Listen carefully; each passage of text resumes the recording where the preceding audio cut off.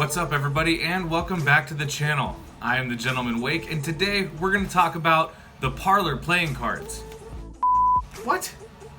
What do you mean? No, I studied like every video of his for like 7 hours.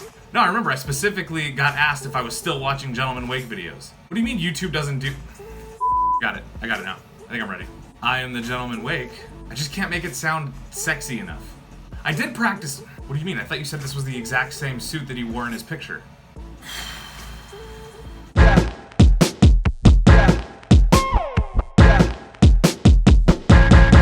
Let's go.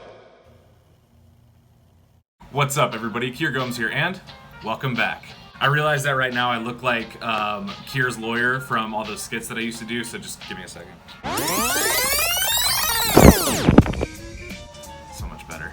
A lot of you guys have been asking me what happened with my collaboration with Gentleman Wake. I announced it around my birthday last May, and the collab's still going down. The collab's still going down, and that's what this episode is all about. Woo! If you couldn't tell by the intro, and if you couldn't tell by the thumbnail, and if you couldn't tell by the title, then let me just make it very clear.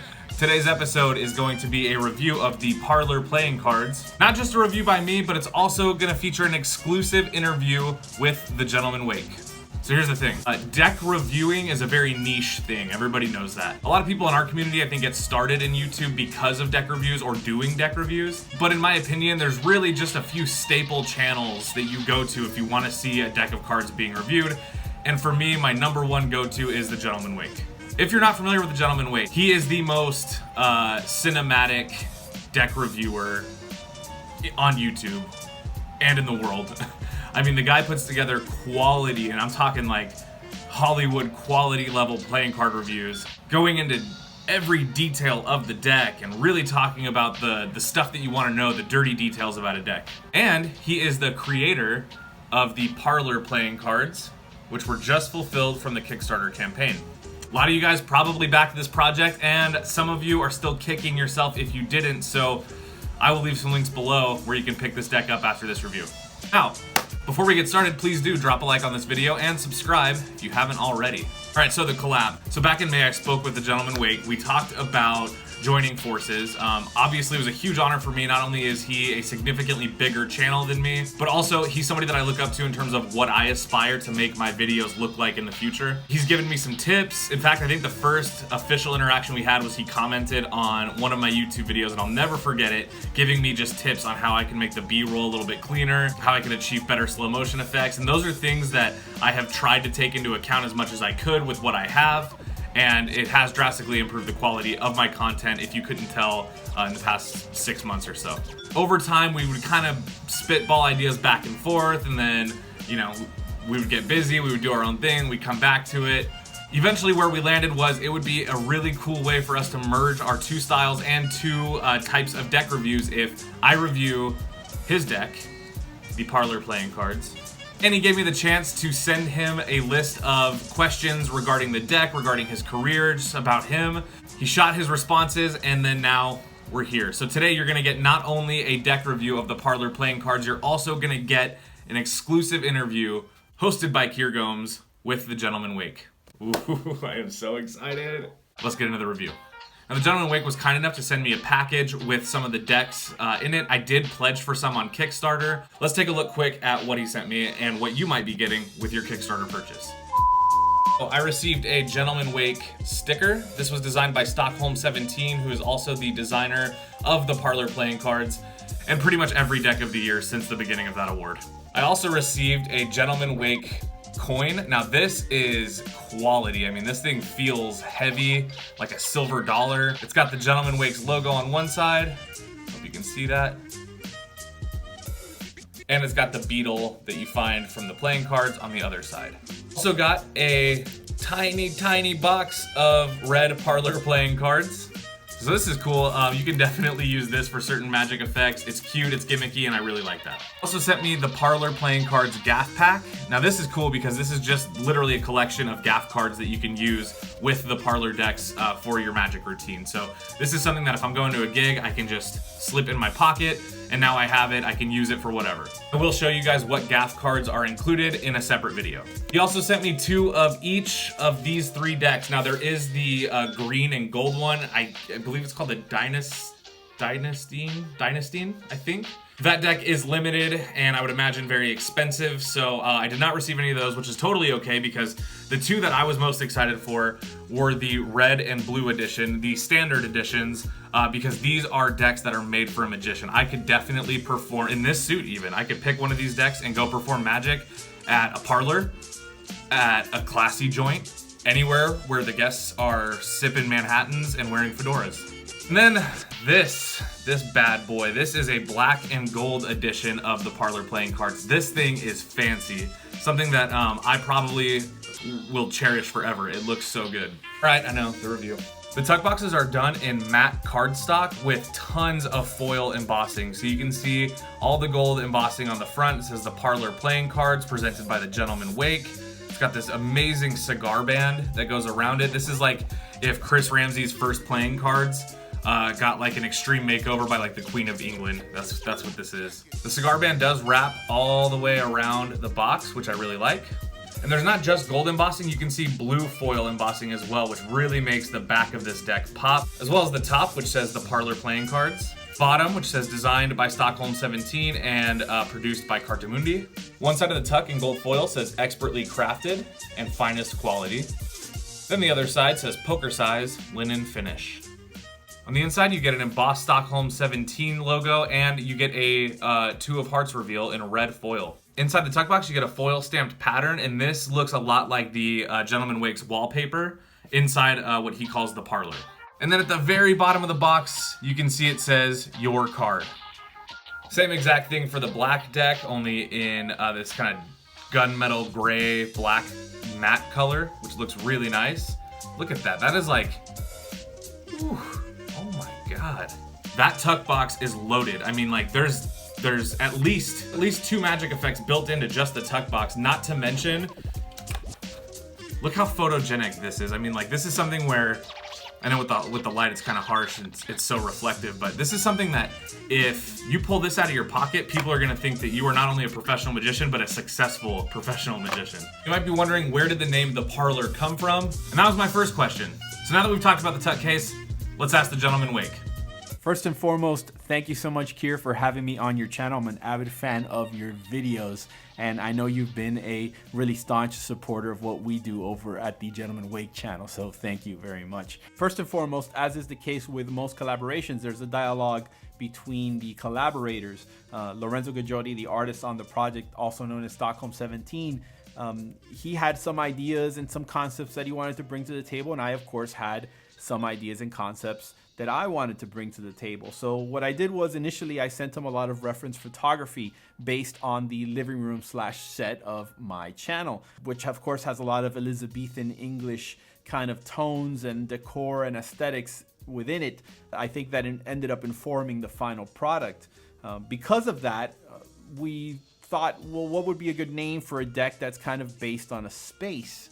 At first we thought maybe the Gentleman's Study, but we felt that that lacked a little bit of the sophistication that we were trying to go for. Eventually we landed on the Parlour, and we thought, well, that's a great, that could be a great name. Aside from the fact that, of course, parlors are synonymous with magic in a way. Parlour magic is a thing where, magicians would oftentimes perform tricks for spectators in a parlor, in a house parlor. So that's kind of how we came up with that concept. There were some other names that we kind of threw around. At one point we even thought maybe the Compendium for the Victorian Gentleman was a cool name. And who knows, maybe that one day will be a deck. But eventually, I think when we landed on the Parlour, we realized that that was the right name for the deck. The back design of the cards looks like this. So this is the red one. You can see it's kind of more of like a maroon, which I really like. It's very vintage. It has a classic type Stockholm 17 aesthetic, but with the Gentleman Wake's kind of iron logo mirrored in the middle with the 2 beetles coming from the sides and a lot of vintage kind of like oak leaves, which I think make the deck look very old-timey, very Western, and I really, really like that. Anybody who knows me knows I love vintage, old-looking decks. It also looks like behind the two Gentleman Wake logos, there's like a kind of roulette table there. I don't know if that was the intention, but it almost gives it a casino-y type vibe, which I really enjoy. Just in general, huge fan, really like that back design. Now the back design, in my opinion, is a huge part of why this deck was so successful in such a short time on Kickstarter. So it's time to ask the Gentleman Wake yet another question, which was, I wanted to know what was the Gentleman Wake's reaction to receiving such high funding in only a few days on Kickstarter, especially for it being his first campaign. Here's what he said. There is no way that I could have been prepared for the amazing response that we had on this campaign. I mean, just the first 15 minutes was a whirlwind. Watching that goal count go from 0 to like $15,000 in 20 minutes. It was, I mean, I'm getting chills. It was really spectacular and humbling, and I was filled with gratitude and surprise and just amazed at how much support a relatively small audience could generate. And you know, obviously Lorenzo brought his amazing following with him. He's just a phenomenal artist with a huge canon of amazing and beautiful works. So, you know, obviously I was lucky enough to partner up with somebody like that, of that caliber. But I did recognize a lot of names in those first, you know, 200 backers that came from the channel. And it really was spectacular and humbling. And I mean, I'm at a loss for words.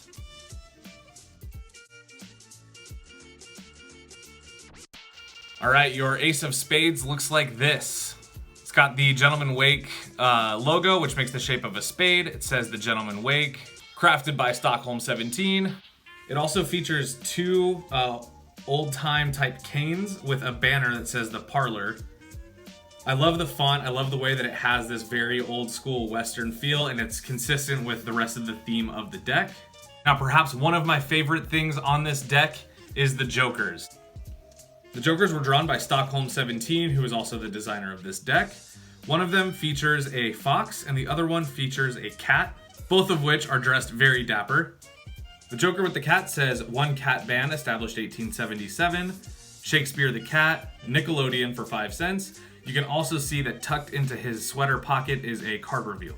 The other Joker features a fox or a wolf. Says custom playing cards, only 17 cents, and there is yet another card reveal inside of his trunk. All right, now those Jokers were absolutely stunning. I love those. I would get those tattooed like on my body tomorrow. You also get 2 ad cards, one of which is a Gentleman Wake and Stockholm 17 ad card, which looks similar to the back design of the deck, but has just black and white colorway. And you get a blank card, which can be used for magic tricks and dealing poker. Now the faces of these cards are also really nice because it gives you the standard feel that you want, but it's very vintage, very old-timey, and there's 2 reasons for that.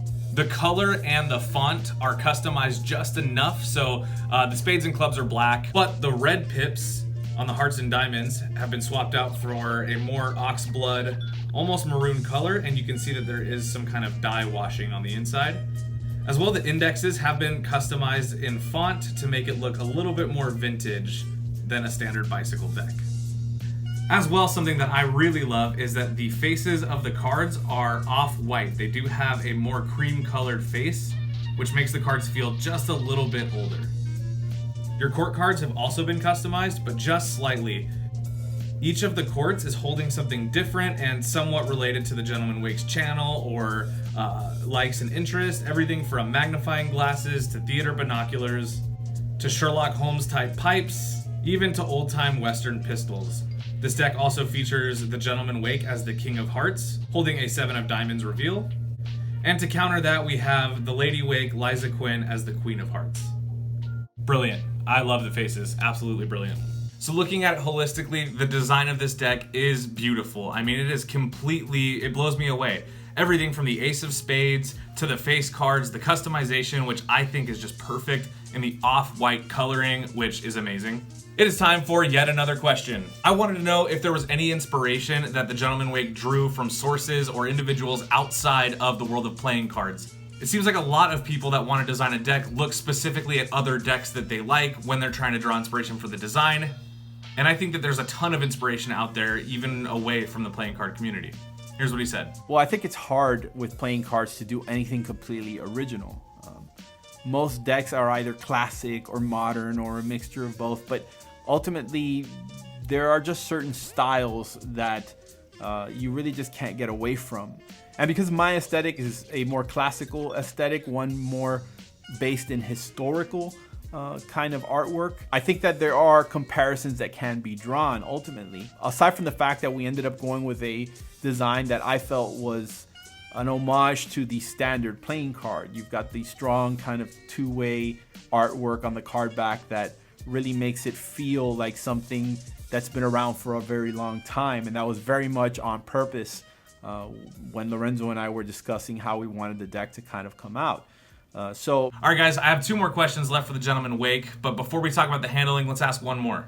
Now, hearing that the Gentleman Wake was working with a designer with the credentials of Stockholm 17 wasn't really a surprise, because the two seem to be kind of on the same page when it comes to what they're looking for in a deck. So I asked the Gentleman Wake what it was like to work with somebody with such a renowned reputation. This is what it was like, according to him.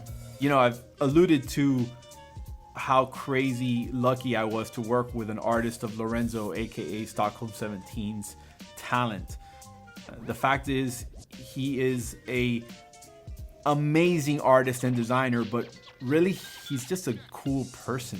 I don't think there's anyone on the planet, no matter how good or how talented, that would have been a better fit for my first playing cards project than Lorenzo Gaggiotti. I mean, the fact is, the guy is super open to ideas, an amazing artist, a collaborator, and a friend. And I can honestly say that, like, him and I think we've gotten pretty close over the course of the last year, just, you know, with our constant kind of back and forth. And, you know, we talk all the time, and I try and make him a part of this journey as much as I can. I'm really grateful for having worked with him, and very lucky again. Now, in terms of handling, this deck is printed on Cartamundi's True Linen B9. So this is the same cardstock as the original Copag 310s. It is very, very thick, but also very soft and not stiff at all. These cards are extremely, extremely malleable, very soft. They feel really good. If you know Cartamundi and their True Linen B9 finish, you already know what I'm talking about. So I would highly recommend picking up this deck, if nothing else, just for the handling. It fans really well right out of the box. You can see a little bit of that color comes through. Fan on the black and gold edition looks a lot more flashy and definitely catches the eye a little bit more. Give you one more spring. Yes. Here's that new dribble sound. Ooh, one more time, I always do it twice. So good. Now, this deck in the hands is going to feel very similar to, like I said, the original Copag 310s, but it's also going to feel like the Red Keepers by Illusionist, which, as most of you know, is one of my all-time favorite decks of cards ever.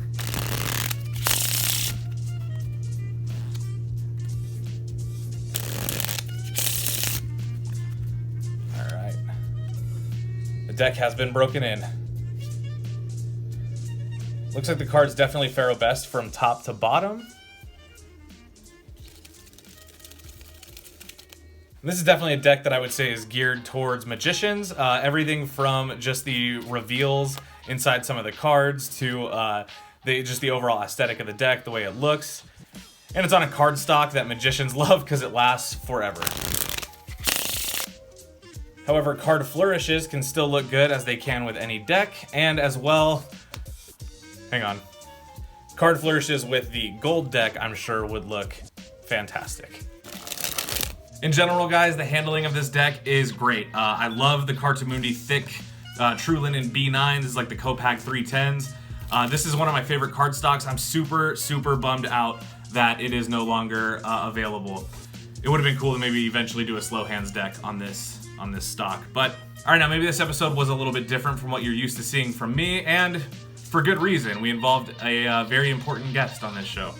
But maybe it also got you thinking about how you would like to design your first deck of cards, and maybe even gave you some insight into what type of work goes in to doing this. Who better to ask than somebody who just got funded for one of the most successful playing card Kickstarters ever. So I asked the gentleman Wake, with the fact that everybody wants to create their own deck, what advice would he give to aspiring first-time creators that they may not know goes into the work behind putting out a deck of cards? Here we go. What advice would I give to a new creator designing a deck? Find yourself a Stockholm 17. No, seriously. Look, a lot went into the Parlour, and a lot that went into the Parlour is kind of invisible. What does that mean? It means there was always a plan for a Parlour. Maybe it wasn't called the Parlour, or we didn't know what it would look like. But I knew that I wanted to put out a deck of cards, especially since I was creating a channel that was based around playing cards and playing cards enthusiasts. But more importantly, because there was a channel, there was an opportunity to create an audience and a community.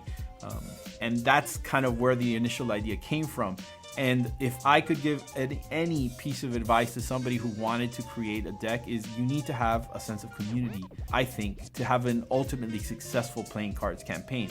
If you look at previous campaigns by other artists that have been very successful, or other producers rather, have been very successful, Assad Chaudhry, aka 52 Cards, with his Mint playing cards campaign, or even Chris Ramsey with his first playing cards campaign, you're looking at individuals who spent a lot of time creating very deep and cohesive communities that were committed to the same values and ideals that he was. And I think that that's extremely important when it comes to launching any kind of brand for any kind of product. And of course, hand in hand with that is the idea of the brand itself. You have to have an aesthetic. You have to have a clear message behind what you're trying to do. I think anyone who looks at the Parlour sees that it's an extension of what I do on my channel, and it's an extension of me. And I think that that's really valuable, because when people buy your deck, they're buying into what you do and what you believe, because they believe it too. It's been awesome to be on your channel, Kier. Thank you again. Please don't forget, I'm still looking forward to a Magic tutorial using the Parlour cards, and maybe we'll use it in a TGW video over on my channel. Anyway, thanks again, guys. Take it easy.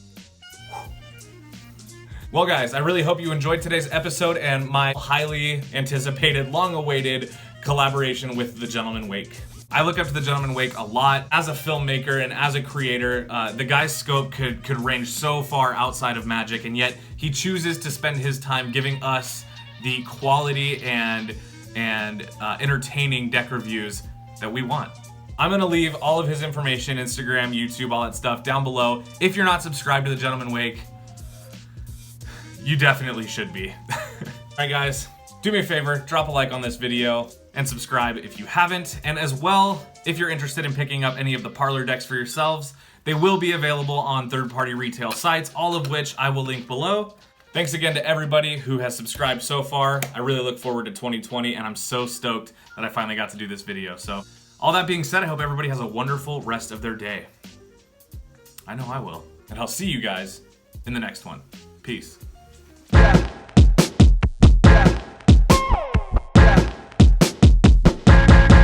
Let's go.